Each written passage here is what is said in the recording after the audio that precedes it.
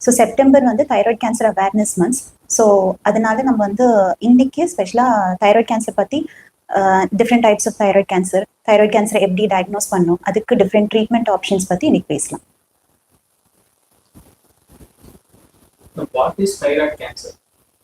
So thyroid கேன்சர்னா என்ன அப்படின்னா, தைராய்டுங்கிறது ஒரு கிளாண்ட்னா சுரப்பின்னு சொல்லுவோம். அது ஹார்மோன்ஸை ப்ரொடியூஸ் பண்ணும். ஸோ தைராய்டுங்கிறது ஒரு பட்டர்ஃப்ளை ஷேப்டு கிளாண்ட் நம்மளுடைய நெக்ல இருக்கு. ஸோ அதில் வர கேன்சரை நம்ம தைராய்டு கேன்சர்னு சொல்கிறோம். How common is thyroid cancer in India? So thyroid cancer வந்து மற்ற கேன்சரை கம்பேர் பண்ணுற அளவுக்கு ரொம்ப காமன்னு சொல்ல முடியாது. ஃபார் எக்ஸாம்பிள் இப்போ பிரெஸ்ட் கேன்சர், லங் கேன்சர் அதெல்லாம் ரொம்ப common in India. But thyroid cancer அந்த அளவுக்கு காமன் இல்லை. இட் அக்கௌண்ட்ஸ் ஒரு 1 to 2% of all cancers. But every year, the number of thyroid cancers reported வந்து increase ஆயிட்டு இருக்கு. For example, last year around 34,000 new thyroid cases detect பண்ணிருக்கோம். Who is at higher risk of thyroid cancer? Men or women or children? So thyroid cancer பார்த்தீங்கன்னா any thyroid disorders, தைராய்டில் வர conditions வந்து பொதுவாகவே விமனுக்கு common தேன் மென். அதே மாதிரி thyroid கேன்சரும் வந்து விமனுக்கு வந்து 3 times more common than men.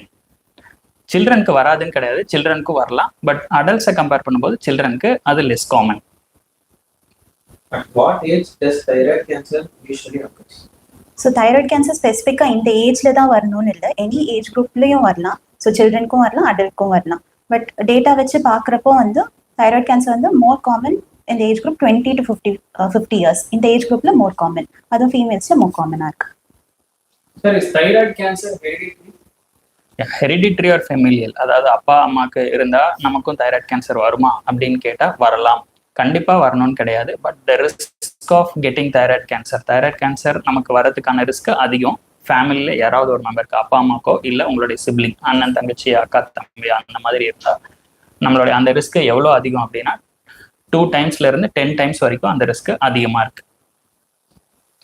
What are the early warning signs of thyroid cancer?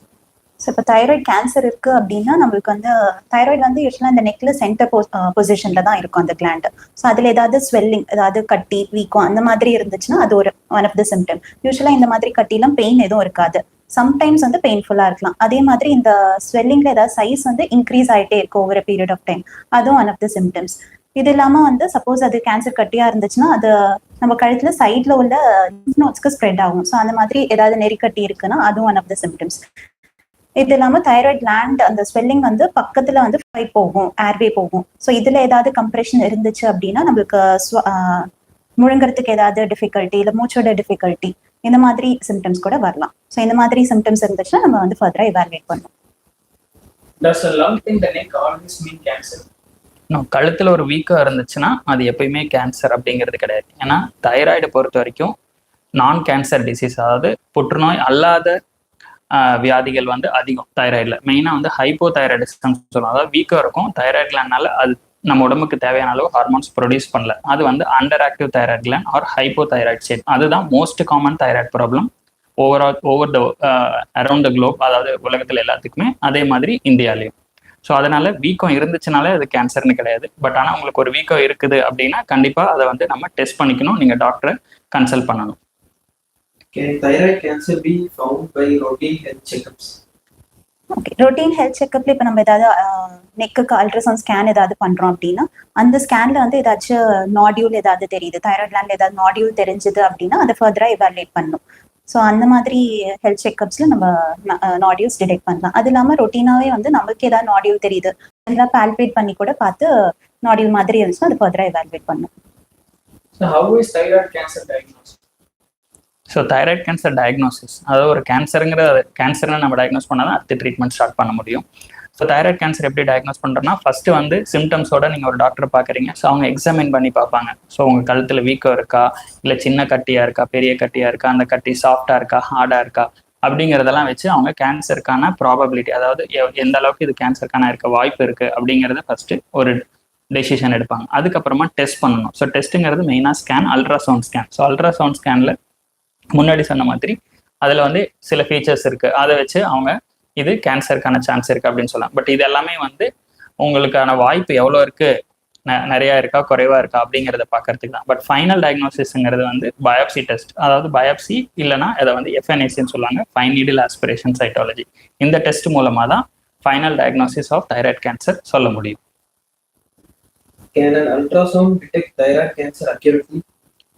அல்ட்ராசவுண்டால thyroid cancer இதான் thyroid கேன்சர்னு கரெக்டாக சொல்ல முடியாது. பட் ஆனால் அல்ட்ராசவுண்ட்ல வந்து இதே மாதிரி ஸ்கேன் பண்ணுறப்போ ஏதாவது நாடியூல்ஸ் இருக்கு அப்படின்னா ஸோ அதை கேரக்டரைஸ் பண்ணுறதுக்கு சர்டன் ஃபீச்சர்ஸ் இருக்கும். அதோட சைஸ் எவ்வளோ இருக்கு, பிளட் சப்ளை எப்படி இருக்கு, காம்போசிஷன் எப்படி இருக்கு, கால்சிஃபிகேஷன். ஸோ இந்த மாதிரி ஃபீச்சர்ஸ்லாம் வச்சுட்டு ஒரு நாடியூல் வந்து ரொம்ப ஹை ரிஸ்கான நாடியூலா லோ ரிஸ்கான நாடியூல் அது மாதிரி கேட்டகரைஸ் பண்ணுவாங்க. இப்போ லோ ரிஸ்க் அப்படின்னா அதை ஜஸ்ட் ஃபாலோஅப்ல வச்சுக்கலாம், அப்சர்வேஷன்ல வச்சுக்கலாம். அதே ஹை ரிஸ்க் அப்படின்னா நம்ம அடுத்த ஸ்டெப்க்கு ப்ரொசீட் பண்ணணும். ஸோ அந்த மாதிரி பேஷண்ட்ஸ்க்கு வந்து மறுபடியும் அதுலேருந்து நாடியூல்லேருந்து சாம்பிள் எடுக்கணும். சாம்பிள் எடுத்துட்டு எஃப்என்ஏசி இல்லை பயாப்சிக்கு பண்ணணும். ஸோ ஜஸ்ட் அல்ட்ராசவுண்ட் வந்து கைட் பண்ணும் ஃபர்தர் அடுத்த என்ன டயக்னோசிஸ் பண்ணலாம், அடுத்த இன்வெஸ்டிகேஷன் என்ன பண்ணலாங்கிறதுக்கு இட் வில் ஹெல்ப். பட் இதை வச்சு நம்ம டெஃபினட்டா கேன்சர்னு கன்ஃபார்ம் பண்ண முடியாது. So what is the difference between fine needle aspiration cytology and the biopsy, and which one is preferred in thyroid cancer patients? Okay. So ரெண்டுமே ஒரு ஊசி டெஸ்ட்னு வச்சுக்கலாம். ஸோ ஃபைன் நீடில்ங்கும்போது அது ரொம்ப மெலிசான ஒரு ஊசி. அதை வச்சு நமக்கு அது வந்து ரொம்ப ஈஸி ப்ரொசீஜர் சொல்ல போனால். ஸோ அது வந்து நம்ம இப்போ ஒரு வீக்கம் இருக்குது கழுத்தில் அப்படின்னா அதில் குத்தி அதிலிருந்து ஒரு செல்கள் எடுத்து அந்த செல்களை நம்ம மைக்ரோஸ்கோப்பில் பார்த்து அது நார்மல் செல்லா இல்லை கேன்சர் செல்லான்னு சொல்கிறது, அது ஃபைன் நீடில் ஆஸ்பிரேஷன் சைட்டாலஜி. பயாப்சிங்கிறது அதே டிஷ்யூ வந்து இன்னும் கொஞ்சம் அதிகமாக எடுப்போம். ஸோ அப்போ அந்த ஃபைன் நீடிலோட இதோட நீடில் கொஞ்சம் பெருசாக இருக்கும். ஸோ நமக்கு நிறைய டிஷ்யூ கிடைக்கும், நம்ம இன்னும் பெட்டராக மைக்ரோஸ்கோப்பில் அதை டெஸ்ட் பண்ண முடியும். தைராய்டை பொறுத்த வரைக்கும் ஃபைன் நீடில் ஆஸ்பிரேஷன் சைட்டாலஜி எஃப்என்ஏசிஏ வந்து பெரும்பாலான கேஸுக்கு போதுமானது நம்ம கேன்சர் தான் அப்படிங்கிறத டயக்னோஸ் பண்ணுறதுக்கு. Are blood tests enough to detect thyroid cancer? So blood test மட்டும் வச்சு நம்மளால தைராய்டு கேன்சர் கண்டுபிடிக்க முடியாது. In most of the conditions வந்து தைராய்டு கேன்சர்ல பிளட் டெஸ்ட் வந்து நார்மலாக தான் இருக்கும். ஸோ பிளட் டெஸ்ட்னு நம்ம மீன் பண்றது வந்து இது தைராய்டு ஹார்மோன்ஸை தான் நம்ம செக் பண்றோம். பிளட்ல உள்ள TSH, T3, T4 இதெல்லாம் தைராய்டு ஹார்மோன்ஸ்.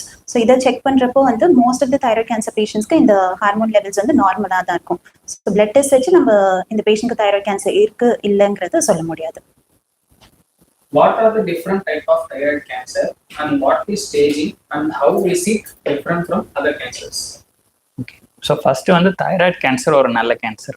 அதாவது நாங்கள் பேஷண்ட்ஸ் கிட்ட எல்லாம் சொல்லுவோம், லைக் கடவுள் வந்து உங்களுக்கு ஏதாவது ஒரு கேன்சரை கொடுத்தே ஆகணும், அப்படி வந்து ஒரு கண்டிஷன் வருது, உங்களுக்கு என்ன கேன்சர் வேணும்னு கேட்டால் இட்ஸ் பெட்டர் டு ஆஸ்க் எனக்கு தைராய்டு கேன்சர் கொடுங்க அப்படின்னு. ஸோ எதனாலனா தைராய்டு கேன்சர் வந்து மற்ற கேன்சரை கம்பேர் பண்ணும்போது அது ரொம்ப ஸ்லோவாக க்ரோ ஆகக்கூடிய cancer.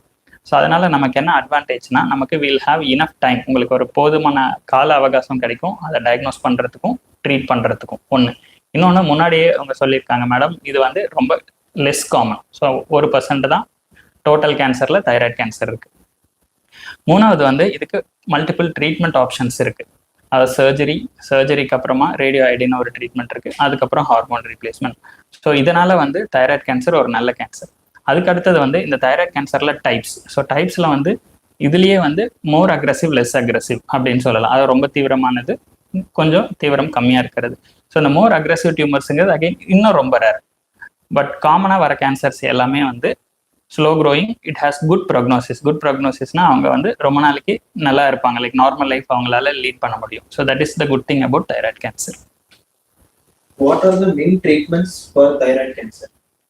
So thyroid cancer first line of treatment வந்து சர்ஜரி தான். ஸோ ஒரு தைராய்டு நாடியூல் இருக்கு அப்படின்னா இந்த என்டையர் மோஸ்டா வந்து இது half of the thyroid gland இல்லை entire thyroid.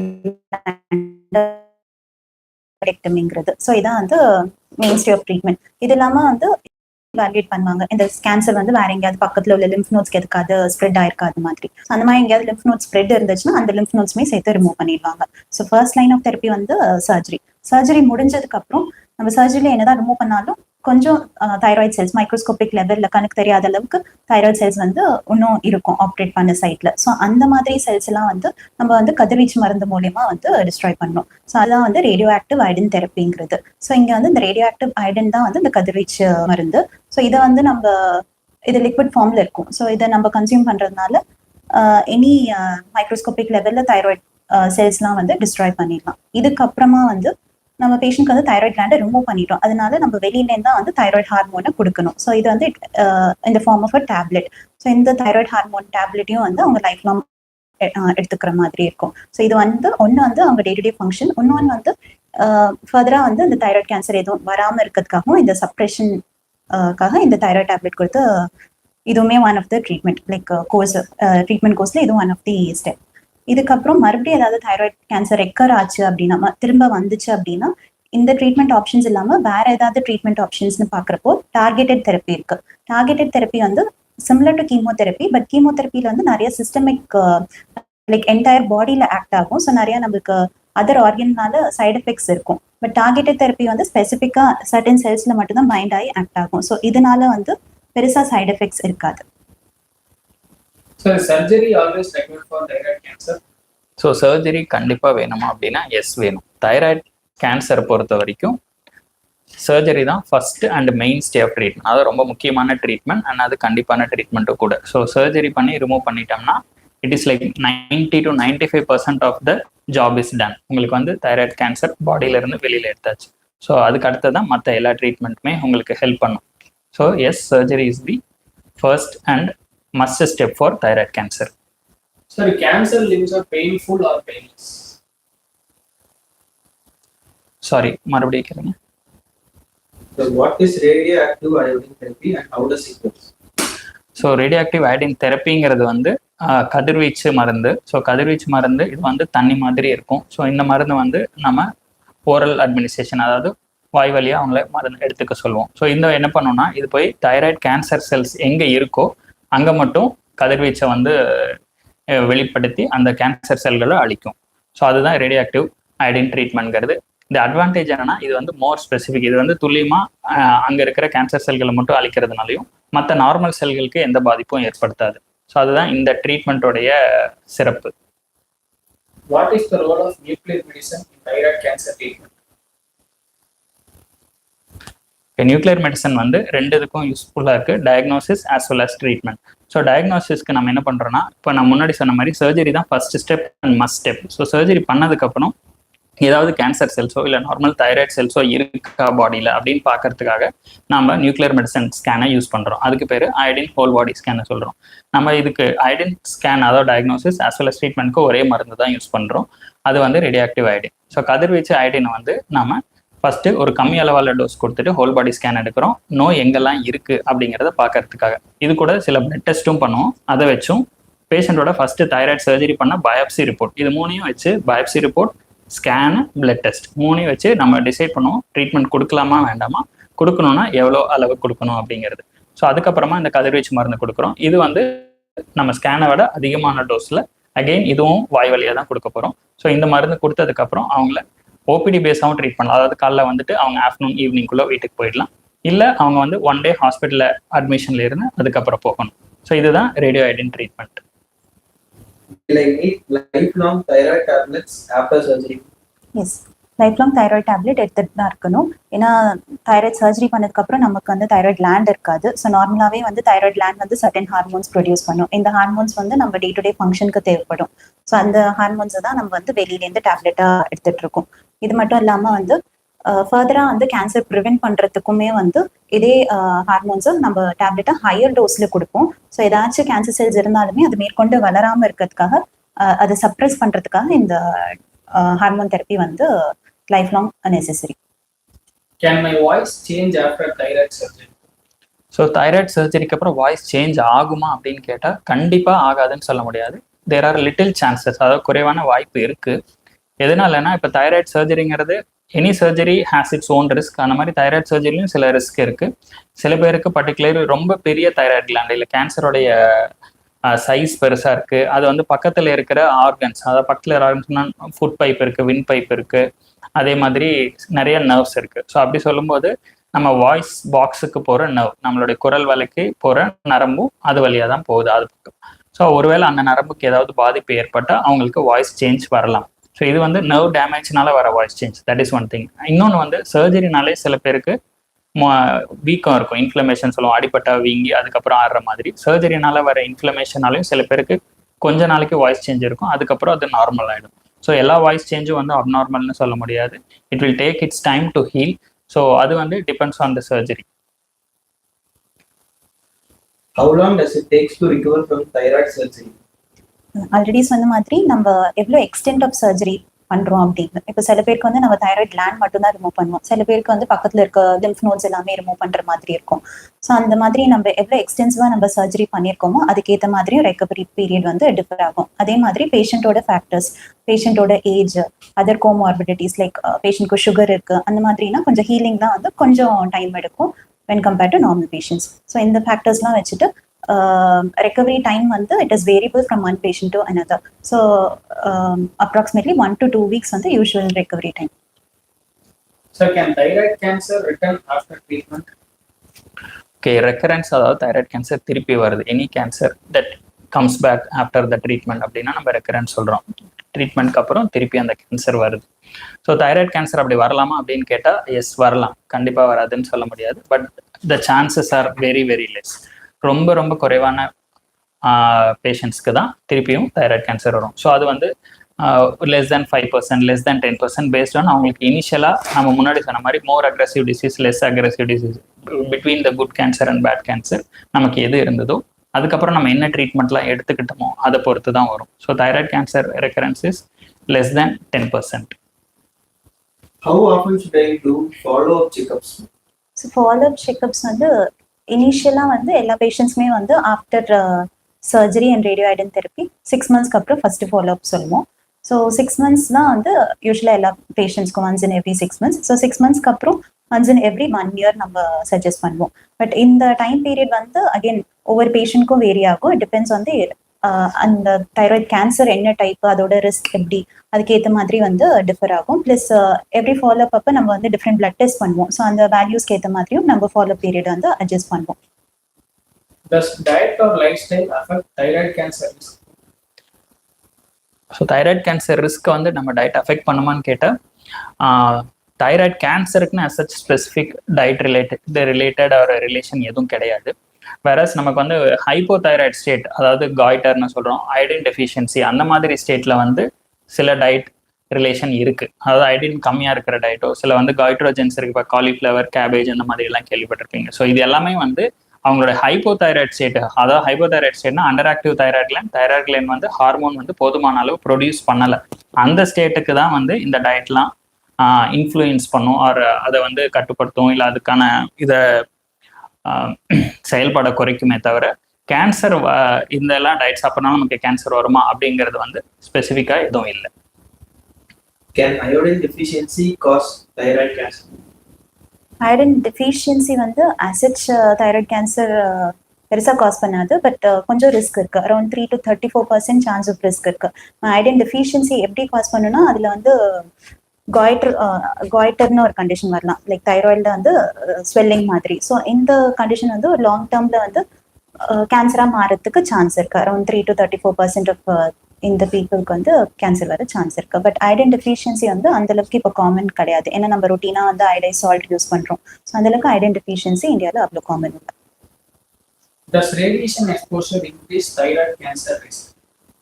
Radiation exposure yes. So radiation கொடுத்தா தைராய்டு கேன்சர் வருமா அப்படின்னா அதுக்கான ரிஸ்க் கொஞ்சம் அதிகமாகுது. எஸ்பெஷலி உங்களுக்கு வந்து சைல்ட்ஹுட், அதாவது உங்களுடைய குழந்தை பருவத்தில் நீங்கள் வந்து உங்களுக்கு கதிர்வீச்சு ட்ரீட்மெண்ட்டோ இல்லை வந்து நீங்கள் கதிர்வீச்சு உங்களுக்கு கிடைச்சிருக்கு அப்படின்னா அதுக்கான நீங்கள் பெரியவங்க ஆகும்போது தைராய்டு கேன்சருக்கான ரிஸ்க் இருக்குது.